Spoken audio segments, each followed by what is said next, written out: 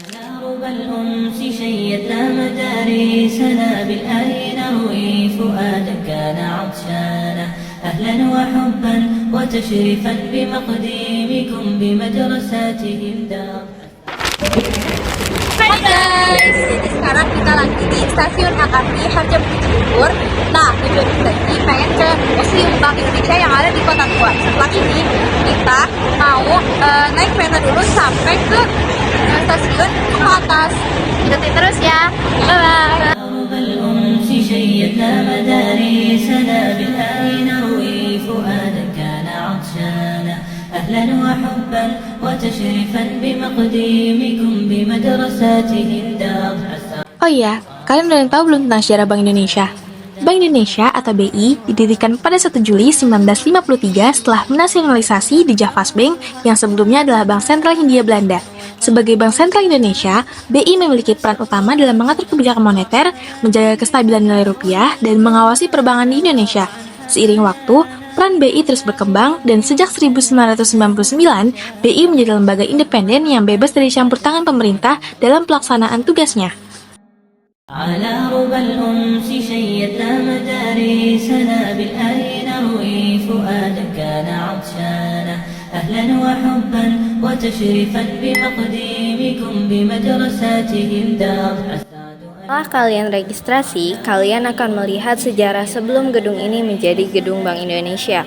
Nah, sebelumnya gedung ini digunakan sebagai rumah sakit yang dikenal dengan sebuah Binen Hospital dan kemudian dialihfungsikan oleh The Javas Bank atau DJB, sebuah bank terbesar di Hindia Belanda pada 8 April 1828. نرددها الآيات نحفظها قرآننا آلق والقلب مزداد. Di tempat ini, kita bisa melihat bagaimana rempah-rempah seperti cengkih, pala, lada, dan kayu manis pernah menjadi komoditas yang sangat berharga. Bahkan, rempah-rempah dari Nusantara dijuluki emas dari timur karena harganya yang luar biasa mahal di pasar Eropa pada abad ke-15 hingga 17. Rempah-rempah inilah yang mendorong bangsa-bangsa seperti Portugis, Spanyol, Belanda, dan Inggris datang ke Indonesia membuka jalur perdagangan bahkan merebutkan kekuasaan di wilayah ini. Di sini juga, kita bisa belajar bagaimana rempah-rempah tidak hanya jadi komoditas ekonomi, tapi juga alat diplomasi, simbol kekayaan, dan pemicu lahirnya perdagangan global. فؤادا كان عطشانا أهلا وحبا وتشريفا بمقديمكم. Lalu ada pula mitos jalan tumpah, yaitu oleh para pelaut-pelaut dari beberapa negara, yaitu Marco Polo dari Italia, Laksamana Cheng Ho dari Cina, Juan Sebastian Elcano dari Spanyol, Afonso de Albornoz dari Portugis, Cornelis de Houtman dari Belanda, dan Sir Henry Middleton dari Inggris. Kala itu ada pepatah yang mengatakan, makin maju, makin serakah menjajah. Karena saat itu Belanda mengambil pala, fuli, kayu manis, dan cengkeh. Lalu Inggris mengambil gandum, beras, dan pisang. Terakhir, ada Prancis yang mengambil gula, kopi, coklat, teh, pisang, dan beras. Museum Bank Indonesia di Jakarta memiliki koleksi batik yang sangat beragam, yang mencerminkan kekayaan budaya Indonesia. Batik-batik yang ada di museum ini umumnya berasal dari berbagai daerah di Indonesia, dengan berbagai motif dan teknik pembuatan yang khas.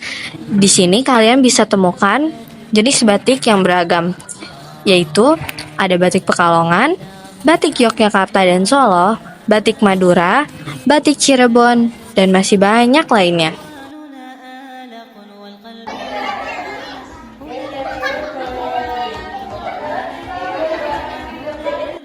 Jadi di ruangan selanjutnya kita akan menemukan ruangan koleksi numismatik, yaitu benda-benda terkait uang seperti uang kertas, uang koin, dan token.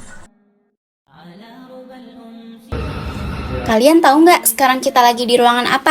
Ya, betul sekali, ruang direksi. Tempat di mana keputusan-keputusan besar diambil yang mempengaruhi jalannya sejarah. Ruangan ini menjadi saksi dari pertemuan penting antara para pemimpin dan tokoh-tokoh besar dalam merumuskan arah kebijakan yang akan menentukan masa depan. Nah, sekarang kita lagi ada di ruangan koleksi uang kertas dan koin yang pernah ada di Indonesia. Ini dia koleksi uang kertas dan koin yang pernah beredar di Indonesia. Lihat, ini adalah uang kertas yang diterbitkan pada masa kolonial. Desainnya sangat menarik dan menggambarkan budaya serta sejarah pada saat itu. Pada ruangan selanjutnya, kita akan melihat metamorfosa logo Bank Indonesia. Logo Bank Indonesia mengalami proses metamorfosis yang panjang, mengalami 7 perubahan dari tahun 1953 sampai 2005. Di Museum Bank Indonesia juga terdapat berbagai koleksi yang menggambarkan sejarah ekonomi dan perbankan Indonesia termasuk periode Hindia Belanda. Salah satu yang menarik adalah koleksi terkait sistem moneter, mata uang, serta dokumen-dokumen penting yang mencerminkan kebijakan ekonomi zaman penjajahan Belanda. Kita sekarang berada di bagian yang menampilkan seragam-seragam dari masa penjajahan dan perjuangan Indonesia. Yang pertama, ada seragam tentara Jepang yang berwarna hijau atau coklat muda, mencerminkan kekuatan militer Jepang selama pendudukan. Selanjutnya, ada seragam tentara Indonesia yang berwarna putih, melambangkan semangat juang dan kebanggaan dalam perjuangan kemerdekaan. Dan yang terakhir, seragam tentara Belanda yang berwarna coklat dengan desain formal, menggambarkan kekuasaan kolonial Belanda di Indonesia. Salah satu koleksi yang terkenal di dalam Museum Bank Indonesia yaitu emas. Emas yang terkenal adalah batangan emas yang digunakan sebagai alat tukar dan simbol kekayaan negara.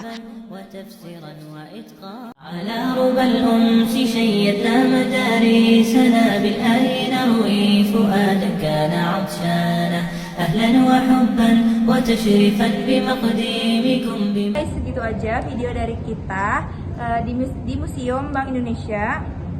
Semoga videonya bermanfaat untuk kalian semua. Dadah. Assalamualaikum. Jangan lupa kesini. Jangan lupa kesini.